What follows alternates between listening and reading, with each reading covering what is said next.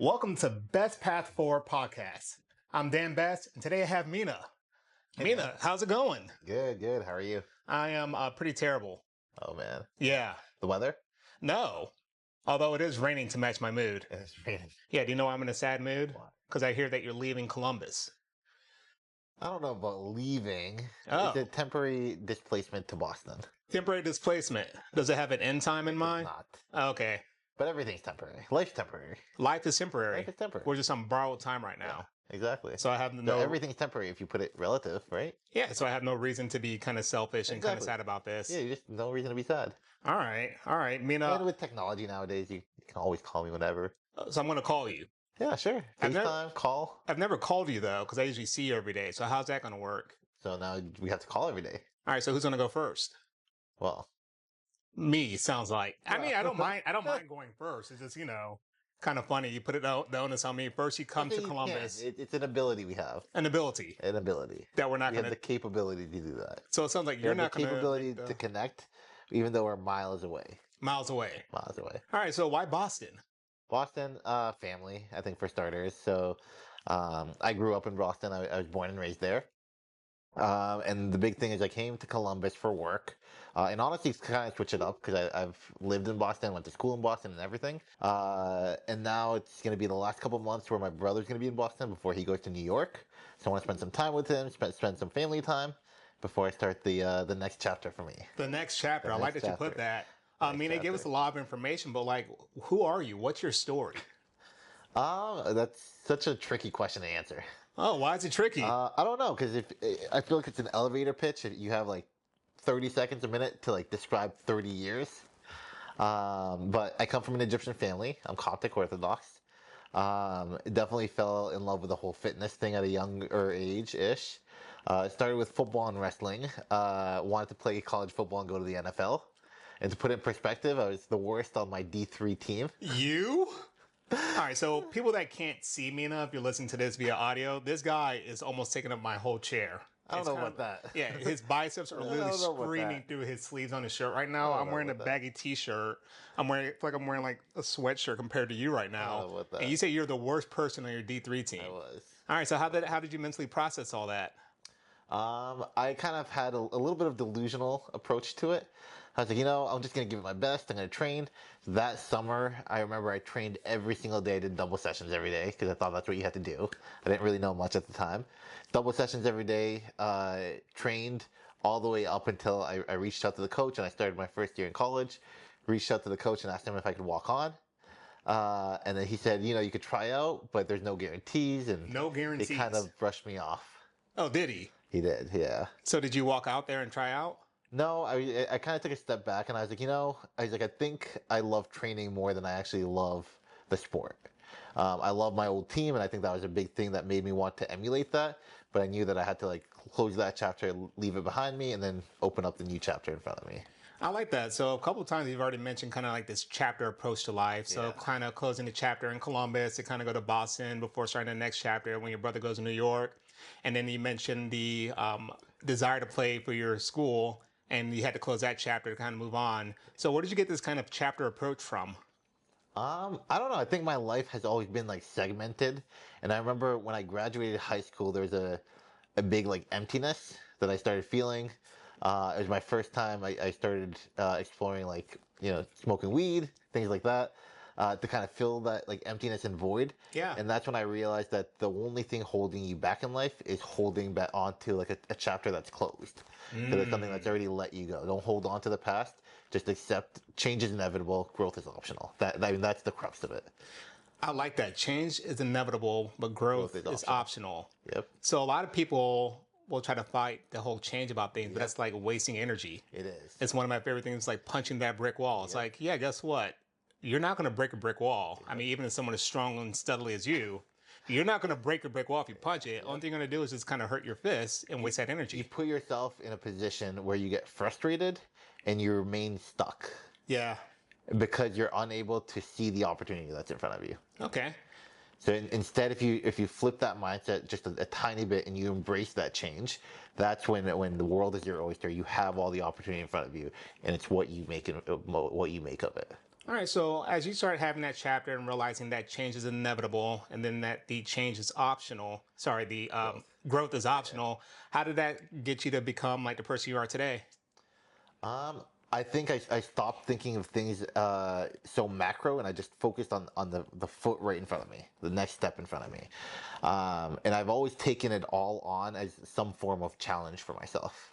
So like really dumb, but when I first went to school, to college, I was like, I don't really know if I want to be an engineer, if I'm cut out to be an engineer. It's a lot of work. Then I was like, you know what? It'd be really cool if like you optimized your fitness and your school. Like it became like a video game to me. It Oh, became like a little challenge, a little video game. I was really obsessed with video games as a kid, so that's part of the reason why. My first gaming platform was the original Super Nintendo. Oh, sorry, wait, no, sorry, not the Nintendo Game Boy, the original the Game Boy, Game Boy, the big gray one? the big gray one. I remember those I have a days. video. I'm gonna send it to you because I want you to overlay it. Yeah. I have a video of my cousin. It was a hand me down from my cousin. He was like the cousin I looked up to, like an older brother, and he gave it to me on my birthday. What? So you'll see like little Mina. It's really really cool. But I remember I got that Game Boy, and I spent hours obsessing over Super Mario World. Oh man, that's a And it good was one. like the original one where like if you died 3 times, I think you started from level 1.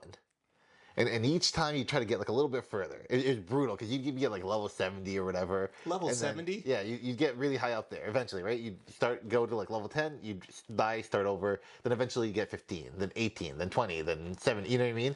And it'd be brutal because like I remember I got really far one time and I was like really anxious too because you're like nervous. You're like, Oh, if I very die- much yeah, so. yeah, yeah.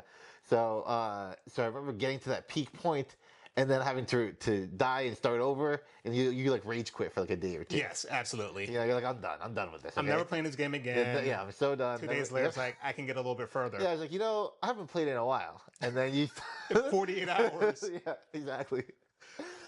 So so that's kind of been my approach to life in general. I think these new chapters, they also give you a reset to restart everything with all the past experience you have now, and that's what gets you to go further each time. And that's the cool part about life. I like it. So the approach of kind of gamifying your life. So how do you kind of mix that into like your current work and your current workout schedule? Because I feel like with working out, it's pretty easy to kind of gamify it. It's like you have certain objectives and you complete the level. Like, so how do you go about doing that? So it becomes more holistically, or at least I found for me, as I get older, it becomes more holistic, where it's just about balancing more, taking on more workload, more responsibility, and then tweaking things and optimizing it to push it a little bit further. I like So that. that's the part that's cool, yeah. All right, so you play a video game sometimes, like a role-playing game, like a Final Fantasy type of game. Yep. There'll be parts before like the times you had like online strategy guides and everything, or you can just look up the internet. Or if you're like a hardcore gamer, it's like, I'm going to figure this out myself, a difficult puzzle. So if you get to that in real life, there's really not like a strategy guide that's set out for Mina unless you write it for yourself. So how do you get past those points if you're at a certain level of development? It's like, I don't know what to do going forward. So what it really comes down to is just making a decision and seeing it through. Because even if it's the wrong decision, there are still takeaways from it for yourself.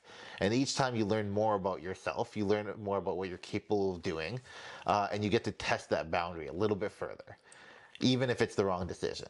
I think sometimes doing that's the best approach. It is. Because even in failure, you can learn a lesson from that to learn how to do it better next time. Yep. Yeah, and the thing is, I think a lot of people think of failure as like a cut and dry, you hit a benchmark or you don't. But at the end of the day, even when you fail, it still ends up being a pretty damn cool story and an incredible experience that you learn from, you grow from, and it takes you to that next level, to becoming the next version of yourself that you're meant to be. It's so funny. I mean, back in the past and even sometimes today, like when I fail things, I'll get very sad about it. I'm like, man, you get kind of like this sense of shame. You don't want to tell people about it. And next thing you know, it's like you're discouraged. It's like you rage quit your goal. Yeah. I found that opening up about my failures has been so helpful because guess what? I'm not the first person to fail in that endeavor. And I sure as hell won't be the last person to fail in it. In fact, a lot of people have failed in things that I'm currently struggling with and they found ways to overcome it. So the more you're opening up about that failure, the better you are, or better off you are. And chances are someone around your circle will have that answer for you. Yeah. So failure, it's a cool topic because I think it is very relatable, especially recently for me. Recently, like relatively. So in 2023, so let me backtrack actually. All right. So, 2020, I was diagnosed with Hodgkin's lymphoma. Oh, wow. Yeah, it was a pretty crazy story. Not sure if I should share this on a podcast, but it was crazy because a few months before that, my brother was diagnosed with a different kind of cancer, Oh my gosh. testicular cancer, So both of you guys within a few months of a time within a frame. 2 month window. We went through different but chemotherapy together, different types of chemotherapy treatments. And it was a very challenging time. And to paint the picture, it was still November of 2020 that I was diagnosed. COVID was still a I was thing. gonna say pandemic Yeah. times. So it's a very dangerous thing when your immune system is compromised to be in public at all, because that could be Game over. ender. Yep. Reason I bring that up, May 2021 was my final chemo session. So that's the tattoo I have, May 13th. Congratulations, man. Thank you. I appreciate it. And in 2023, I wanted to have a very high fitness goal to kind of close that chapter. Okay. So my goal at the time was to do a bodybuilding competition. And I had two rules for myself. So rule number one, no matter what, I would not compromise my health, my finances to do this competition, right? And what that means is pretty much is a fancy way of saying I'm not going to do steroids. And rule number two is I'm not going to compromise the relationships around me. Okay. Because at the end of the day, this is not my life. This is not my career. This is just something that I want to do to push my body to its limits. So, long story short, it got to a point where it was very unhealthy. You start knowing the signs when it gets to that point, right? It's very irritable, tired all the time, etc. I almost had a few situations at work where I was very irritable and I wanted to lash out. Yeah. And I was, in a management position, so I can't behave that way. And that was fine. I was able to control that. The big thing that hit me, and this was kind of the decision maker for me that I can't do this anymore, was me and my brother got into an argument, and we never argue. We've been through all of life together, and we're pretty good. I think we've had maybe 2 or 3 arguments our entire life growing up. Oh, wow. Yeah. So we're like, we really get along, and we know each other well. So we got in the argument, and obviously we both said things that were mean to each other, and I was driving, and I kicked him out of my car. Wait, while you were driving? While I was driving. I was The like, important question is, pulled over. you pulled over first. Okay. Yeah. I was like, come on, man. Yeah. So that was a turning point to me where I was like, I can't live this way, live like this, and expect it not to take a toll on the people around me. Yeah. And mind you, like, to put in perspective, I was just over 2,000 calories. I was working out twice a day. So I'd have like lifting in the morning, cardio in the afternoons, hitting minimum 20,000 steps a day. So I was active. I mean, I was easily burning 4,000 calories, with 3,500 2,000 calorie. Exactly. Oh boy. And already super lean. So when I would get hungry, I'd get like lightheaded. Yeah. If I got up too quickly, I'd be lightheaded, tired, tired all the time, irritable, all that stuff. And that's when I realized I was like, hey, this is something that I signed up for, and I'm willing to do whatever it takes for it, but it's not fair to the people around me. And that was a switch for me. I was like, maybe right now it's not the right time. That decision to not do it. And that felt like that felt very embarrassing. It felt like a failure. I struggled with that a lot. Why did you think it felt like an embarrassment? So I think the embarrassing thing about it was I was very public about it, and I had a lot of support from a lot of people. Like, people, this is going to sound so dumb, but you're so tired all the time, like really exhausted. People were helping me put on my weights at the gym. Yeah. Because I was literally that tired, and I would just, like, every single time, even in work meetings, in-person meetings, I would like lean on a wall because I was tired of standing. Your body was done. Yeah, I was like really exhausted, and every single gym session, even going on a walk, felt like a mental battle. Yeah. I felt like I was going to war. I'd imagine 2,000 calories a day is not a lot. Yeah, and it was like the leanest I haven't weighed that, like, I was 175, 178 pounds. I haven't weighed that low since like college. So usually I sit around 205, 200 pounds. You were down almost 25 pounds, more than 25 pounds. It was a lot. It was a lot. It became a full-time job. I had posing sessions twice a week with a different coach. Check-ins with my bodybuilding coach once a week. So it became truly, it consumed my life, and I allowed my goal to consume me. I mean that was the reality of it. So you kind of allowed the goal to drive you rather than you drive it. Exactly. And I felt like I was losing all control. And me kicking my brother out of the car made me realize that I lost control at that point. It's funny because like you had all these other signs. You were getting short with people at work. Your body was screaming at you because you needed help putting on weights. Yeah. And then you had to lean on the wall at work and everything. But the moment that it finally clicked is where it started hitting Impacting other people. that close Yeah. circle relationship. Yeah. And that was one of your rules going into the competition. It's like, Yeah. I'm not going to let my health or finances or impact the relationships around me. Yep. And so once it hit that, you decided that that code of conduct was more important than this goal that you set for yourself. Yeah. So did you kind of abandon that goal or did you reshape it to be something else?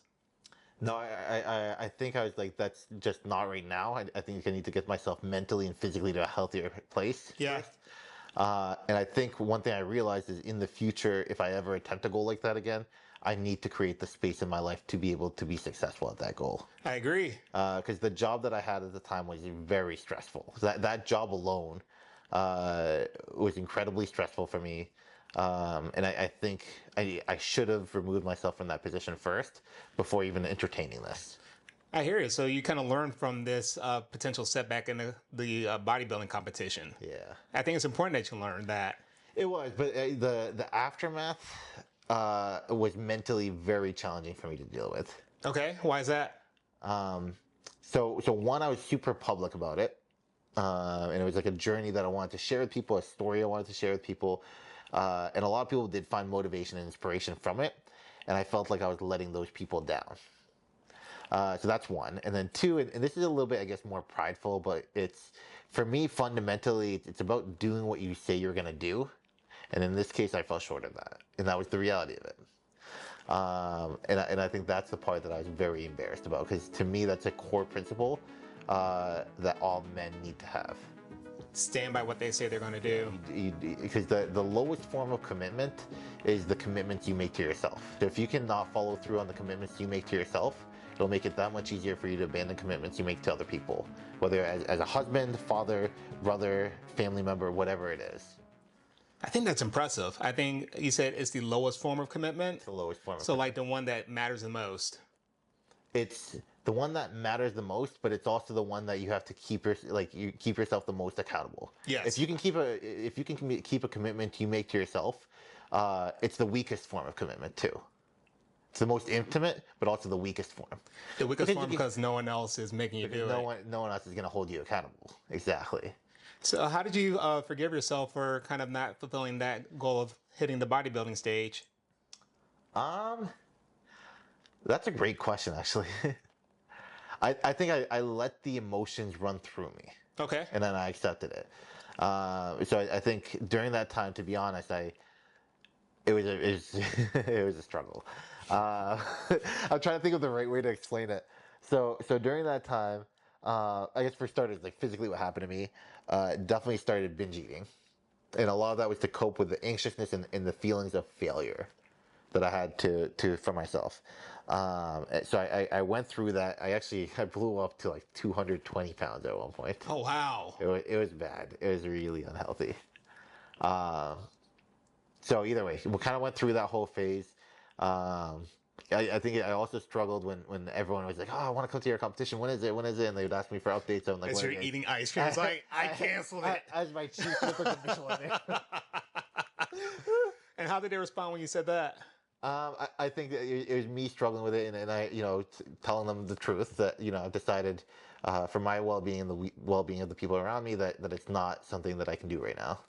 I assume they started yelling at you, booing and throwing potatoes and tomatoes at you. No. What did they do? Most people were like good, especially the people that saw me when I was in that phase and how tired I was, very antisocial.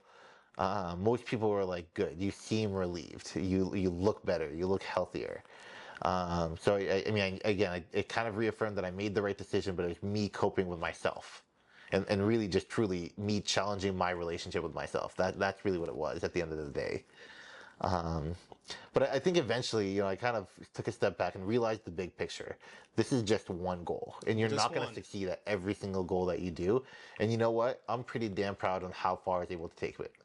In hindsight, there is one thing I wish I did differently. I wish instead of canceling it, I wish I found a show that was sooner, did it, and knocked it out. Yeah, because getting that lean, it's really not the hard part. It's staying that lean. Yes.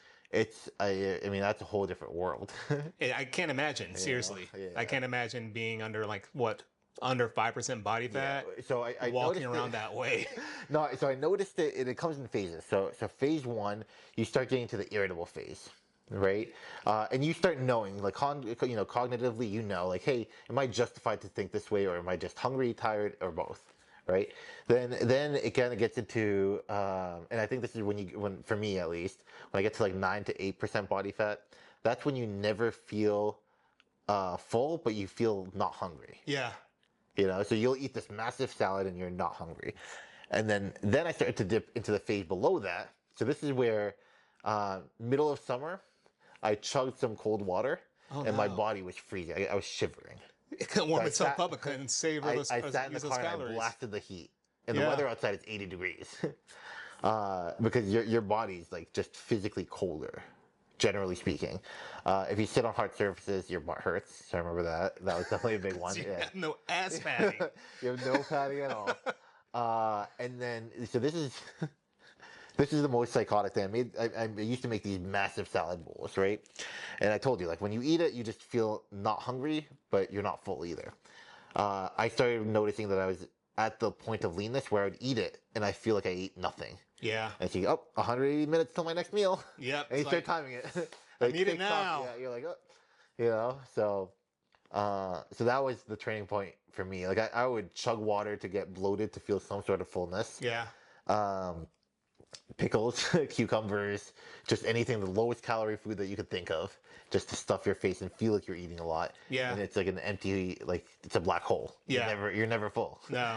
Uh, None of so, things that small, or as far as like calorie sense wise. yeah. I think it's impressive that you kind of like acknowledge what that competition was doing for you.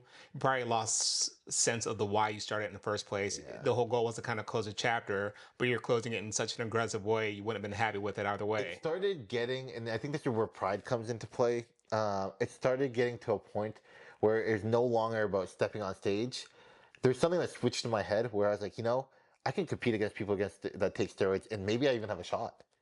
So I started getting super competitive with it. Oh, wow. And I remember every single workout, every single set, there would be one thing going through my head. Mina, get your effing stuff done. Yeah. Like, just get the set done. Everything turns into missions. And you just throw your emotions to the side. And all of that kind of came out. When I That's so decided to, fascinating. it's really weird. Because It's like really one weird.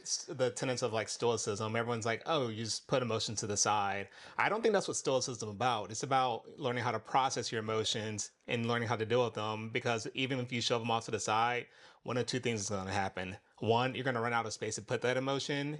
Or two, the whole thing's going to collapse. You're going to blow up at any and That's what everyone around felt. you. It felt like everything came collapsing down. Yeah. I put so much pressure on myself, and my life, my daily was broken mentally into tasks, and I was like, execute, execute, execute. And that's it. Yeah.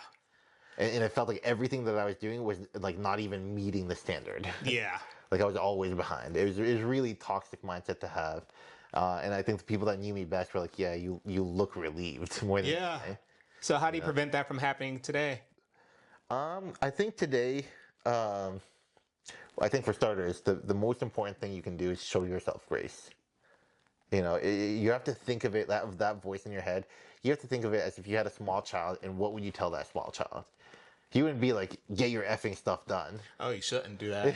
Probably a bad idea. Yeah, definitely a bad idea. Probably a bad idea, yeah. Hilarious, but still terrible in execution. There would be a balance of accountability, but showing grace that you would have for that child to guide them in the right direction. Yes. And that's the way you have to treat yourself. I mean, that's the reality of it. So showing grace has been one thing you've been able to do, kind of processing those emotions as they come along instead of just put them on the shelf. No, I'm like, eventually I'll get to that shelf to do that, but chances are before you get to it, it's going to collapse down on you. Next thing you know, you're stopping your car and kicking your brother out your car. Yeah. And that's never a good start to anything. Yeah. Yeah. You mentioned that your brother kind of went through the same treatment that you did, or similar treatment. Yeah. How's he doing today? He's good. Yeah. He's good. Both completely clear.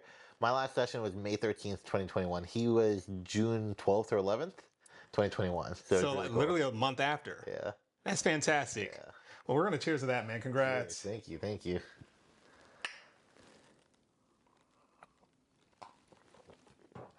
So, Mina, once again, thank you for kind of sharing that story. I think it's fantastic. but you had an important job in preparing for today's podcast. did. Do you remember what that job was? It's to find 2 dates. 2 dates. Right. And that is for the bike brain. Yep. And I'm pretty excited about that.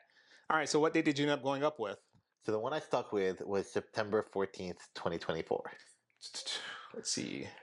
So September 14th, 2024. Yeah. All right, so what's special about that date? So I think I told you kind of that most recent failure and everything.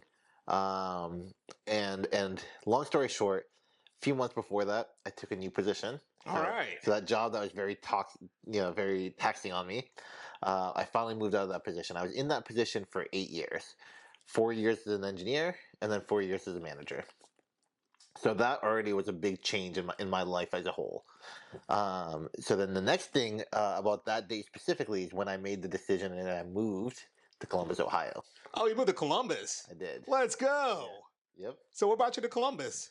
So long story short, my coworker lives in Columbus, and him and I were trying to do in-person workshops. We had a lot to figure out in the beginning, so I figured why not? It was a kind of a why not thing. I didn't have to move for work, but I was born and raised in Boston. That's all I've known. A fresh start couldn't hurt, at least for a short period of time. Yeah. So it was really for work, and then also for me, if I'm going to be honest with you, for me to have that fresh start and just really take that time to myself. When people think of like why not places to move to, Columbus is shockingly high on the list. Really? Yeah, I know. No, of course not. That's terrible. Columbus is a great city. Come on. Don't troll my city like that. Is that why you're leaving so soon because you hate it here? No, that's not. All right. So you picked September 14th, 2024. The day I moved to Columbus. Correct. The day you moved to Columbus, and less than a year later, you'll be moving to Boston. Who's counting? Yeah, I was, but it's fine. So what I'll have you do is I'll have you kind of read this as I explain generally what bike brains are and what the different components are, if that's all right with you. Cool. All right, here you go. Awesome. All right. Well, you don't have to read it out loud. You just read it to yourself. Were you about to read out loud? I wasn't about to read it out loud. Give a spiel. Okay. No, read it to yourself. Okay, thank you. Can I go? Do you mind if I go first? Absolutely. The floor is yours. Thank you. People. So bike brains are kind of mental journals that I do each and every day. By each and every day, I mean at least 5 to 6 times a week. And each one is broken down into mind, body, and spirit. And mind is about energy allocation, how you have your mind set in different rooms, be it the work room, be it the video game room, be it the gym room. You dedicate mental energy to that time to kind of hit your goals in that room for that day or for that time that you're in there. The next one is body. Body is about looking at a 360 holistic approach to your body. It's not about just eating the right foods or just about working out. It's about how much sleep you're getting, how you allocate stress and how you handle and manage stress, and also the environment around you. And the last one is spirit. And spirit is diving in and reaching out. And diving in means diving into your code of conduct to see what's written there, to see how you're operating on a day-to-day basis, and also reaching out to others. And reaching out to others means that we can't do this alone. One of the best things about just living in general are the people around you. So having a good social network is how you kind of balance mind, body, and spirit. So Mina, you done reading? I am. Nice. So what'd you think of that one? You look shredded. When you picked it up, I was like, yeah. Good lean back, good lighting. Yeah, exactly. The down lighting, everything. But you look shredded. Let's go with that. You're shredded. I know. It was a fun picture. Yeah. There's a funny story about that. The quote was good, though. Oh, the quote was good, too? Yeah, it was good, too. All right. So I'm going to clue everyone else in on that. Right, so I'm going to go ahead and read it for it. Cool. Go for it. So this entry, once again, is September 14th, 2024. And the category is spirit. And the title is Default to Code. Before Can't Hurt Me had a chance to change millions of lives, David Goggins faced a pretty significant hurdle, which is saying a lot for a guy who overcame failing 2 Navy SEAL basic courses before achieving that goal. That challenge was going with professional publishers to release his book or do it his own way. Professional publishers presented the risk of telling a different version of Goggins' life story the way he wanted. He tapped his code of betting on himself and entered a flow state, traversing high costs and setbacks until he found a new publisher he aligned with to release his book, which became a New York Times bestseller. When facing unfamiliar challenges, tap into the code you've established into a flow state to tackle it. Your code will be a guiding compass you can rely on, even when you encounter a storm of setbacks. So Mina, I'm going to tell you why this one hits pretty hard with me. All right, let's hear it. Because before he moved to Columbus, the August of 2024, I popped my meniscus while running. Oh, I know, that's when it happened. Wow. And so looking at this picture, it was out there, And I was like, I can't exactly run because I knew something was going on. At the time, I didn't know it was a meniscus tear. I was given a little bit of time to kind of calm down. Maybe it was just a knee sprain. And so I was like, I can't do what I normally do. I was Mm. facing a setback and an obstacle. Yeah. But rather than just stopping, I tapped into my code. I was like, I am a person who likes to just kind of have physical activity. Mm. It helps me out my mind, it helps me out my body, helps me out my spirit. And so rather than just kind of sitting down and doing nothing, I was like, you know what? I can still get steps in. And so that's what I did. Yeah. I stuck to the same schedule. I got my Nice. steps in. I kept lifting and working out. So although one of my How many main, steps were you doing? oh, not nearly as much as you. I was just curious. Oh yeah, you were like, I bet I did more. The answer is you did more. No, I'm just curious. I'm just curious. I don't even know how many steps I did. I think it was probably just a few miles of Okay, walking. cool. Cool. Shocker to me, which is probably one of the most dumbass moments I've ever had in my life.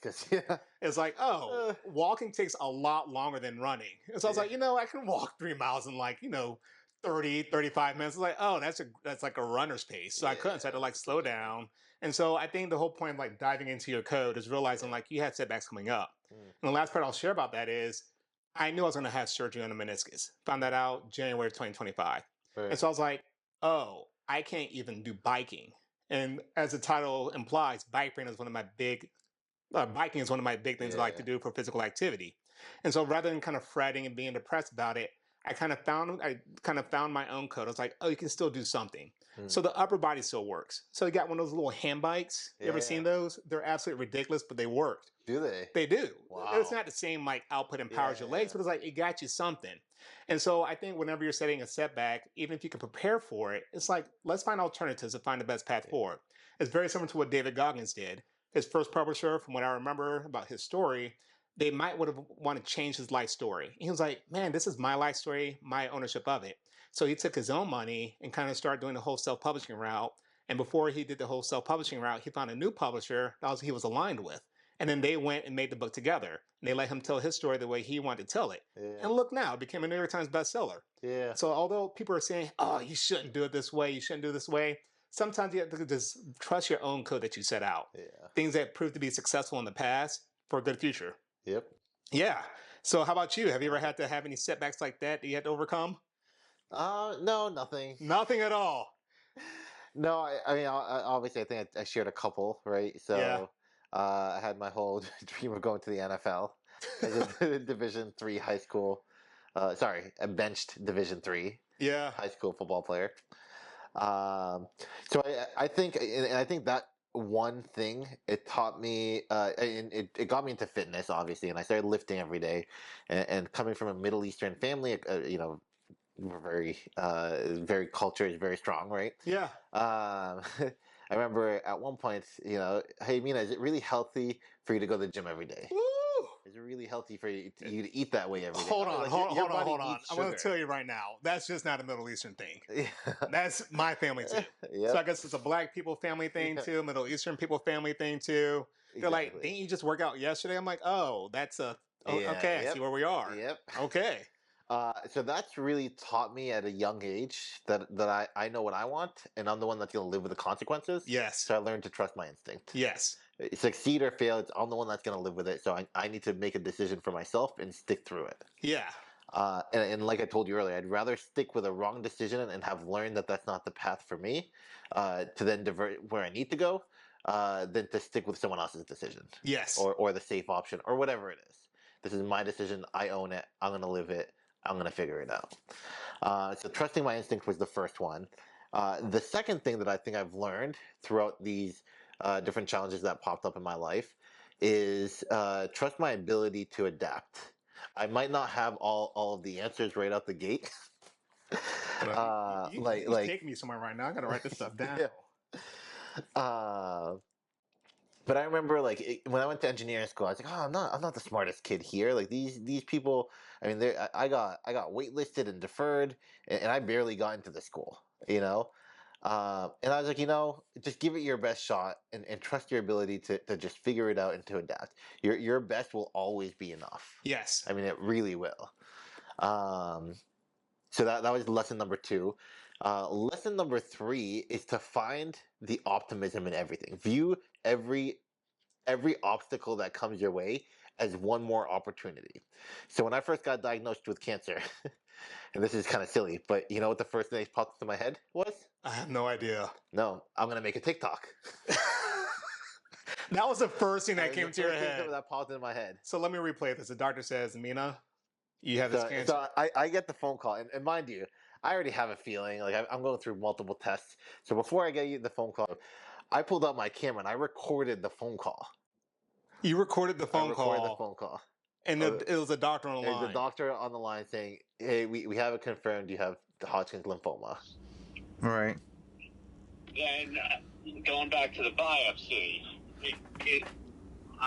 we're about 95% certain it's Hodgkin's lymphoma. Okay. And your reaction was, "Let me make it." Did you And I tell was the like- doctor this? And I made it a TikTok. You made it a I made TikTok. it a TikTok. The nurses were helping me make my TikToks. It was great.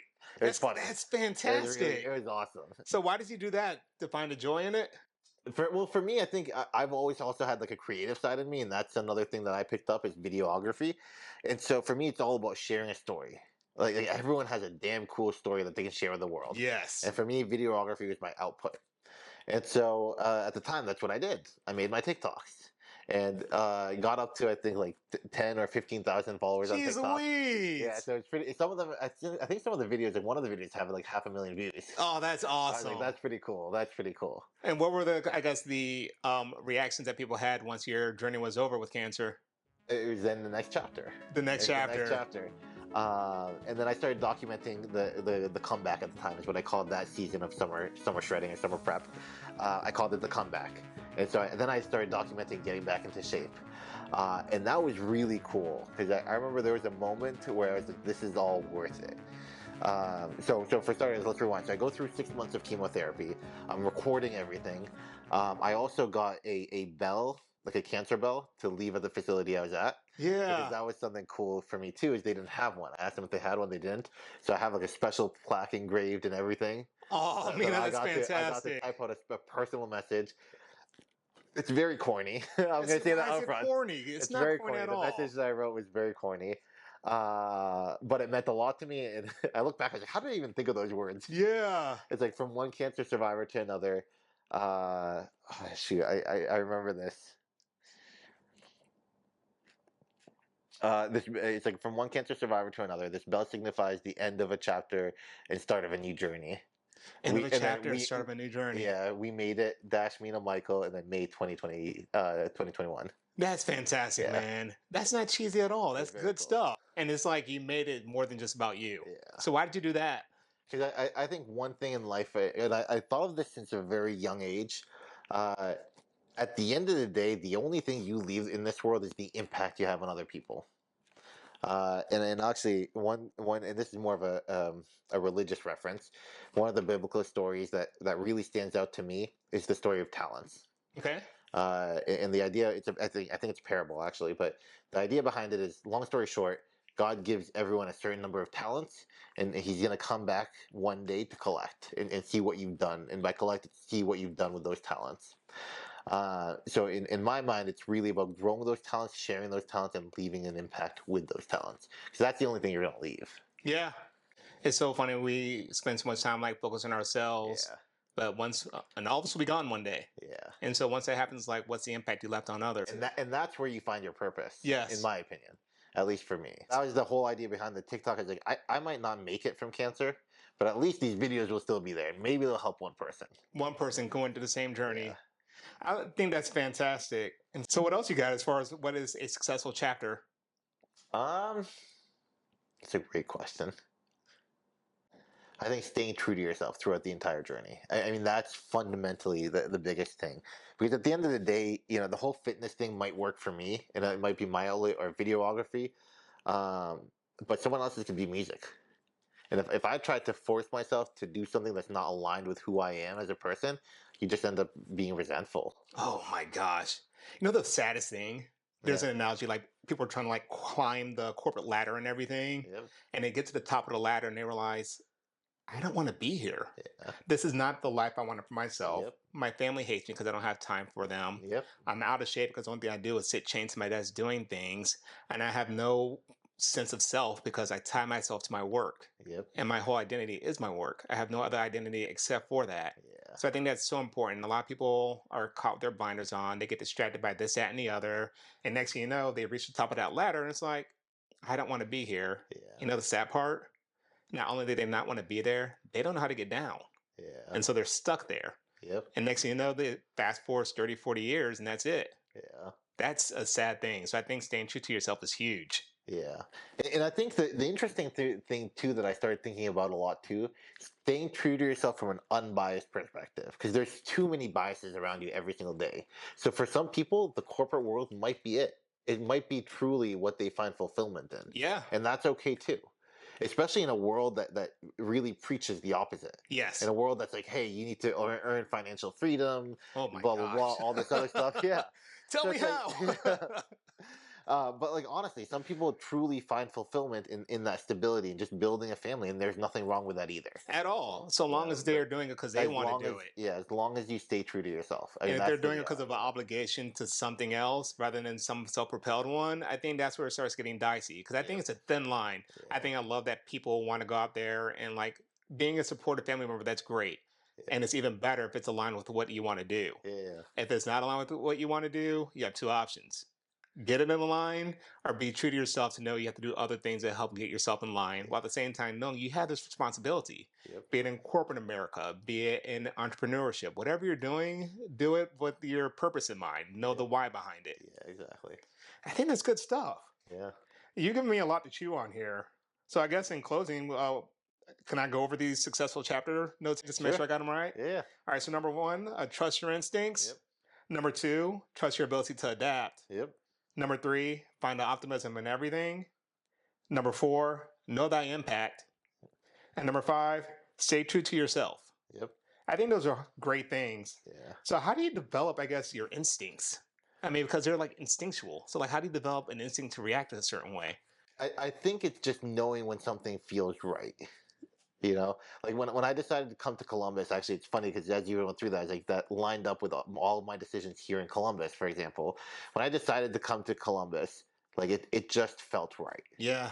And when I was here, I looked at houses and I was like, hey, do I want to buy a house here? And I started going through the process and I was like, this doesn't feel right. Yes.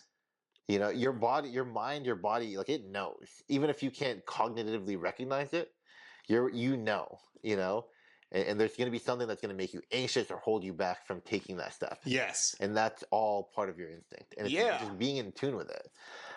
Trust your ability to adapt. You know, I had my community, both Egyptian community, gym community, you know, people I grew up with back in Boston. Here, I knew no one.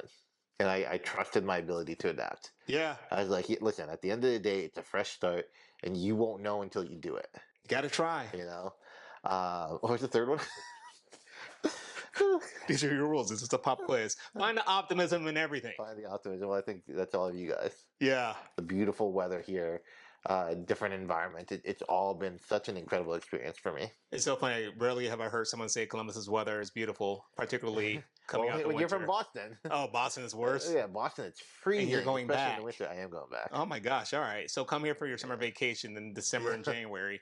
That's wild. I'll have a winter home here. A How about winter that? home Winter here. home People here. like your winter home is in Columbus, Ohio. They're like, hey, don't. I'll say it's better than Boston. Exactly, it is.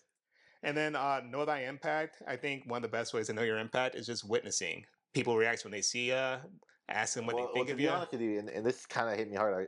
I'll show you this after, but I made a little thing because I thought it was kind of cool. But the biggest thing for me is the whole summer prep thing. Yeah. So, and I'll share some detail behind that. So, college was the first time I really got shredded and like really lean. But fitness has always been a very private thing for me. I've never shared anything on social media.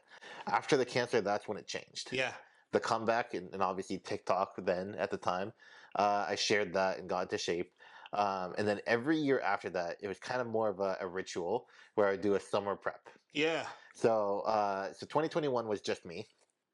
2022 is me and I think 5 or 6 other friends from the gym. And then 2023, was like the big one. So we had 15 people from the gym, but that's when I got like really like shredded, like Yeah. bodybuilding, all that stuff. 2024 was more of like a mini cut for me, but the cool part was it was a group of like 30 people. Oh wow, that's a good number of people. It was a big group. And now 2025 is the one we just did in Columbus. Nice. So the And summer it's- prep competition being the Yeah. one where we had a few of our gym friends get together. They could Yeah. either bulk or cut. Yeah, so historically it's always been cutting. It's always just more getting shredded. But obviously, we kind of changed the rules a little bit here. And I think honestly, and that's where I'm like super grateful that you were in the picture, because when it comes to like logistics and accountability, it's like that's where I get so focused on my own thing. It's very difficult for me to do that. Yeah, I told you I had your back. Yeah, and I appreciate it. So, but that's the cool thing, because the impact, like that's a tangible, like these people's lives are changed. Yes. Some of these people, it's their first time getting lean. And you can see a difference in the way they carry themselves, the way they walk, the way they feel about themselves. And that's a very rewarding feeling. Yeah, it is. Because I think I realized at a young age that if I get hit by a bus tomorrow, like those people are still at the gym. They still have those values. Whatever they took away from that, they're still going to carry that with them. You And know that's that about leaving impact. an impact. And Yeah. when you go to Boston and abandon us in a couple of weeks, you'll know that you'll be missed there in Columbus Yeah. on our little homely gym. I know. And I'll be back. I'll be back. Sure you are. I will. Uh-huh. I will. I'll believe when I see it, when I get the phone Alright, call that never you'll see. comes. Yeah, you'll I'm get going to the call phone you. You'll get the phone call. It's going to ring the Don't you worry, voicemail. you'll I'm get like, the phone oh, call. man. You know that means You'll get the ring phone call. voicemail. You'll get the phone call. All right. And the last one was stay true to yourself. So how do you go about staying true to yourself? I think part of me wants to stay here, and honestly, part of me even wants to move back to Boston permanently. But I know part of myself and part of my evolution is to continue challenging myself to be uncomfortable. Yeah. At least right now. I think you've given some great stuff as far as like what it means to have a successful chapter. Thank you. And I appreciate you since September 14th, 2024, being a part of this Columbus chapter. And thank you for inviting us in. Thank you. No, and thank you, Danny. I mean, you already know this, but you've been a very significant part of this chapter for me. So I Heck yeah, appreciate it. man. The feeling is mutual. I appreciate you. All right, sir. Well, thank you for being here. Thank you. Thank you. Thanks for having me. Absolutely. Let's toast out. Cheers. Cheers. Thank you for watching and listening to today's episode. Chances are you're looking to embark on your own personal development journey. I'm not going to lie to you. True personal development is hard, and it's supposed to be hard. That's because you're not only changing who you are, but how you operate. The aim of this podcast is to give you a community of people that are striving to do the same. So like and subscribe to the channel, but more importantly, comment below on how you plan on using today's tool to find your own best path forward. We'll see you next time.